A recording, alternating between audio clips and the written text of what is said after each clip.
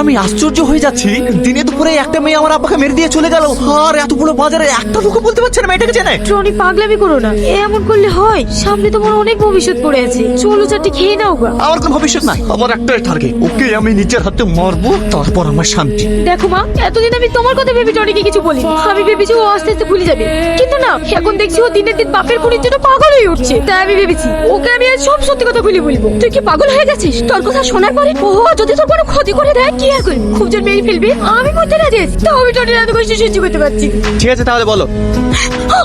কারা তোমরা? Tony, Tony, তুই তো আমার কারা? ও আমি ধরিস কেন? ঠিক করিস?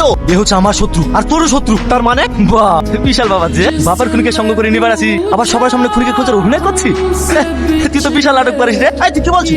কাকে সঙ্গে করে নিবার আছি? কে খুনি? আরে তুই বুঝতে পারছিস এই মেয়েটা তোর বাবার খুনি। সালমা এ কি বলছিস? এ যেটা বলছিস সেটা কি সত্যি? সত্যি।